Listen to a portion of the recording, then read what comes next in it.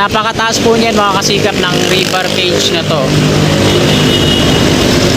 At wini-welding nila yung bahagi na yan dyan.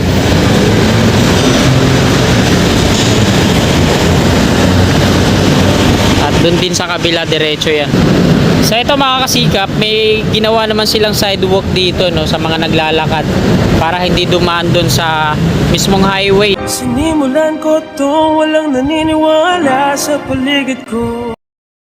Good day mga kasikap, welcome po sa panibago na naman nating update dito po sa on-ramp to south along Osmeña Highway. So dito po tayo mag-uumpisa sa on-ramp, off-ramp, Quirino Avenue to Top Roas Boulevard. So ito po yung toll off-ramp galing south patungo dito sa Top Roas Boulevard. Meron siyang dalawang counter dyan. Tapos dito naman sa kanan yung on-ramp. Yung purpose ng on-ramp dito, patungong NLEX at patungong south along Osmeña Highway. So ayan po yung construction na ginagawa dun sa Quirino Interchange. Ito po yung on-ramp niya. Tapos pagdating dun sa unahan, yung entry niya nagsasangayan. Isang diretso patungong NLEX at isang diretso naman pakanan patungong south along Osmeña Highway. Dalawa din yung off-ramp dito eh. Doon sa Osmeña Highway, nagsasanga din yan. Isa yung aakyat yung viaduct patungo dito sa Quirino Avenue to Top Roas Boulevard.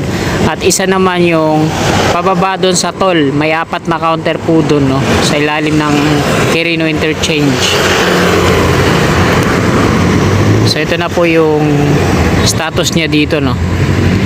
Kabaan po ito ng Quirino Avenue. Ito yung eastbound, westbound sa kabila. Ayan naman mga kasikap yung LRT1 Quirino Station. At yun nga, kabilaan ginagawa po yung pavement dito no? So kaya po matraffic yung banda dyan bago tumawid ng San Marcelino Street. Dahil po sa ginagawa po yung pavement dito sa kaliwa, eastbound. Ito yung San Marcelino Street intersection. At sa ngayon, wala pang balita kung kailan umpisa ang extension to Top Roas Boulevard. Manggagaling po yan dito mga kasikap. Yan sa on-ramp, off-ramp. Kabilaan po yan sa kanan yung abang. At dito naman sa kaliwa meron ding abang. Yan yung ano nyo, mga pier columns. Diretso yan dito. Yung maging mga pier columns niya patungo dun. So tingnan lang natin no, kung tiyak naman ako na dito siya dadaan yung yung viaduct ng extension to Top Roas Boulevard sa taas ng LRT 1 Quirino Station. Zoom in lang natin no. So ayan po yung Quirino Station ng LRT 1. At pag nagtuloy-tuloy ng extension to Top Roas Boulevard, dito po talaga sa bubungan yan, yung maging viaduct niya patungo dun sa Roas Boulevard sa may Dolomite. Konektado din po ito sa Salex. Ang Salex po ay mag-i-start po yan dun sa may Makapagal, kung saan nag-e-end naman yung expressway mula dito sa Gate 3. Tapos babaybay niya yung kabaan ng Roas Boulevard patungong Manila, tapos Nabotas, Malabon at patungo na doon sa NMIA o New Manila International Airport. At yung Nalex naman mga kasikap, dito po yun manggagaling sa may sa may NLEX Toll Plaza sa Balintawak. So may mga vlogs din po tayo dun, so puntahan nyo na lang po. At ayan, nakuna na po natin ang update dito. Diretso na po tayo dun sa may construction ng on-ramp to along Osmeña Highway.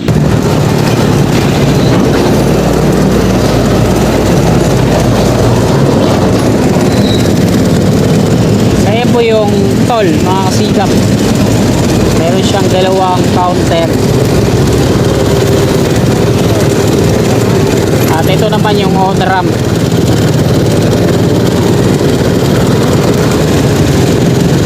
Anong nangyari? Ba't dyan siya uminto? Sa Skyway pala yun. Shuttle pala yun ng Skyway.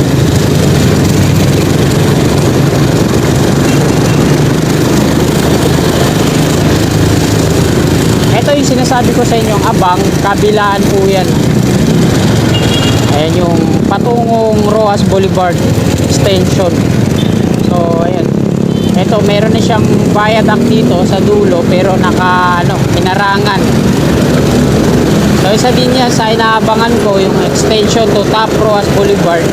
Bali yung dadaanan niya na nga pinagpuputol na at earth bowling na yung mga puno.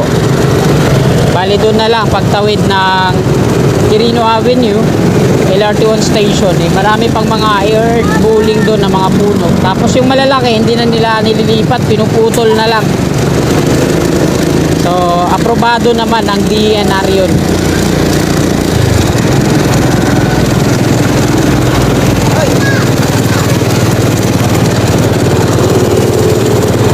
So ito yung viaduct niya mga kasikap. Pagdating dyan sa unahan, nagsasanga po yan.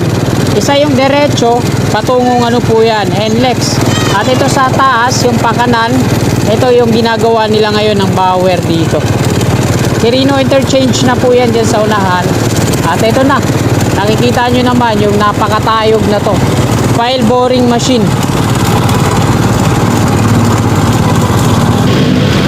Napakataas. Ito yung patungong dun sa on-ramp along Osmeña Highway. Meron na silang file boring machine dito at nagdi-drill po sila sa part na yan. So ito yung loob niyan mga kasikap po. Diretso tayo, baka masita tayo dito ng gwardiya. Ayan yung gwardiya nakaupo. Bali dyan na sila nagdi-drill. Ayan yung file boring machine at mayroong isang equipment pa dito. So dalawa yung pier dito, isa dyan sa dulo ng file boring machine, tapos doon mayroon na nakatirik na rebar cage. Bali Bauer po yung gumagawa dito at doon sa kabila naman yung barracks. Ayun yung toll doon sa kabila ng off-ramp patungong Pedro Hill Street.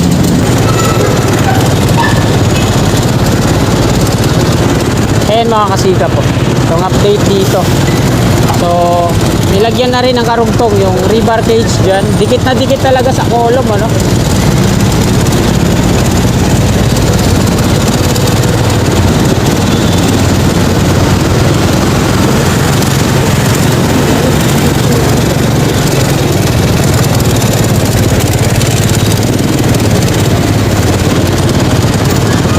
So dito muna tayo. So dito po dediretso yan patungo doon sa unahan. Bali 10 piers ang gagawin nila dito. Dalawa na yung rebar cage dyan na nakatirik. So mag-drill pa sila sa part na yan.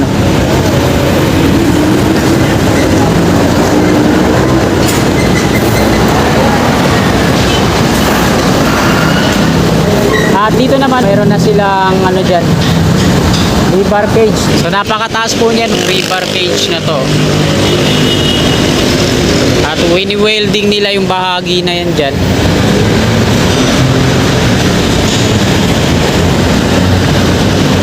At dun din sa kabila diretso yan.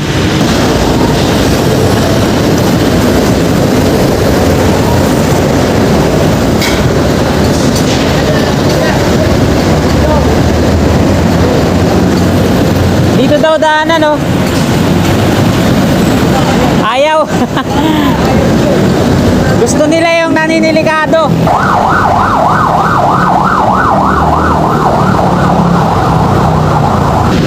So ito mga kasikap, may ginawa naman silang sidewalk dito sa mga naglalakad para hindi dumaan doon sa mismong highway at hindi sila delikado din kasi mabibilis yung mga sakyan.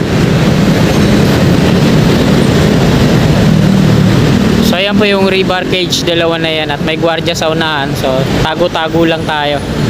Ito yung Skyway Stage 3. At ito yung sinasabi ko sa inyo na bahagi ng off-ramp. Mula dun sa pagbaba, off-ramp, galing south, aakyat naman siya. Ito, patungo naman ng Top Roas Boulevard yan. Dun sa on-ramp, off-ramp na dinaanan natin. Bali, dalawa din yung off-ramp. Isang paakyat, tapos isang pababa. At diretso naman dyan sa toll, yung may nakasulat na SMC infrastructure. Yung barracks ng Bauer dyan po, nakabakod ng kulay gray na yero. Quirino Interchange. At ito nga mga kasikap yung ginagawa dito.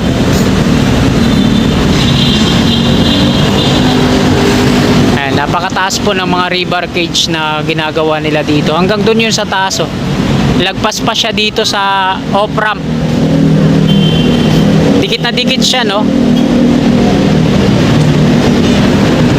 At dalawa yung generator nila dito. Tapos, ayun yung pile boring machine. So, doon yun i-connect sa saludo, no?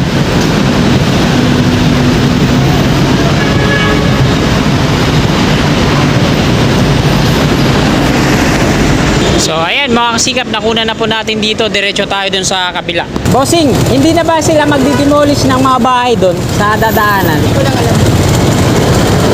Hindi naman sa gabal. Baka, di-demolish pa rin yun?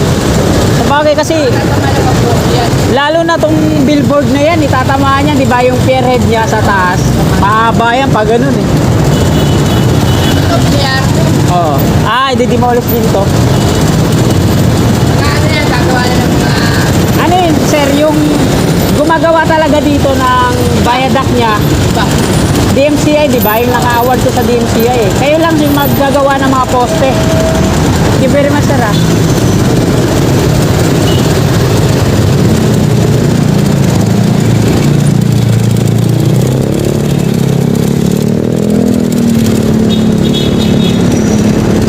So ito mga kasikap po, dalawa na yung rebar cage po dito. At ito, ginagawa nila, tinatanggal na yung mga kable. Tinatanggal yung mga kable ng kuryente at ililipat yan dito sa gitna. Ito, sa ilalim ng Skyway Stage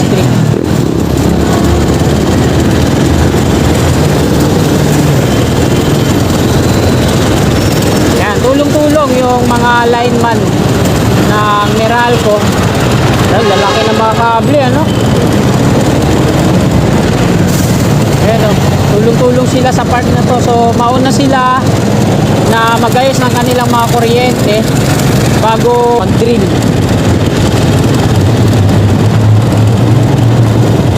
So, bayad na daw po pala itong mga kabayan dito sa kanan.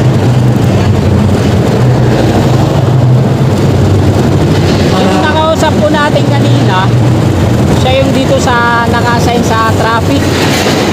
Bale, yung nauna nating napagtanungan, yung mismong nagdi-drill dun sa unahan, ang sabi niya, 10 piers daw ang gagawin nila dito, no?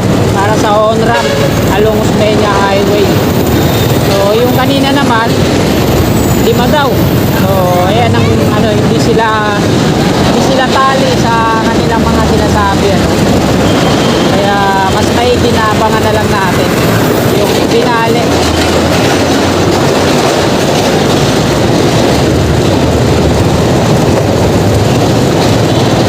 Dito na po ako mag-U-turn.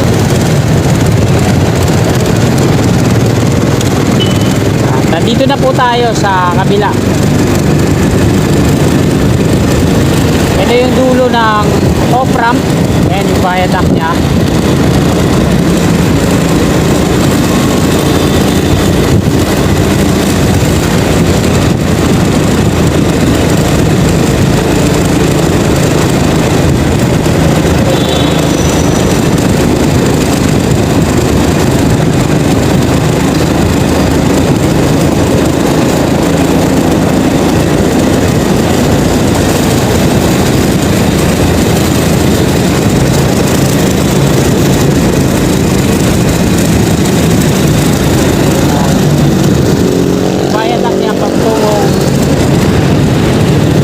Avenue at ayan toll.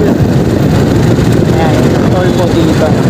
Bali meron siyang 4 na counter. Ayan. Pati dito ginagawa nila yung ano sa Meralco.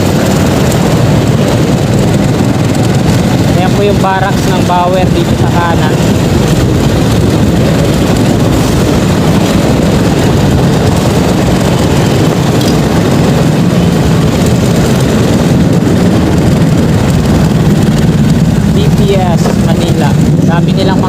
ito, oh.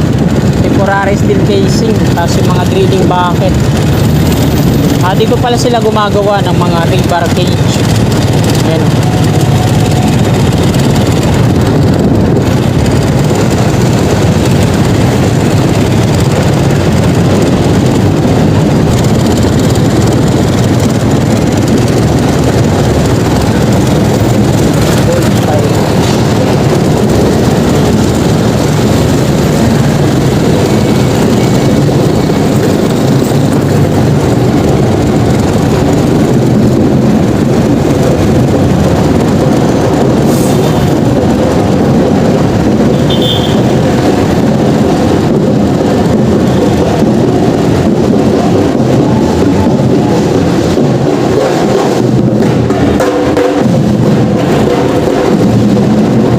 Dito na tayo mga kasikap sa may plaza nila o Nagtaan Interchange.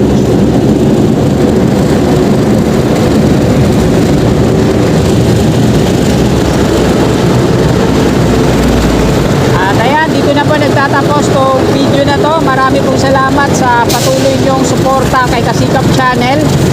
At bago nyo po sana lisanin tong video na to mga kasikap, muli po akong makikiusap. Sana po palike po at sa mga kasikap natin na willing po sumuporta sa akin at naabot ng video na ito, hindi pa po nakakapag-subscribe, yan, click lang natin yung subscribe button dyan sa baba at yung katabi niyang bell.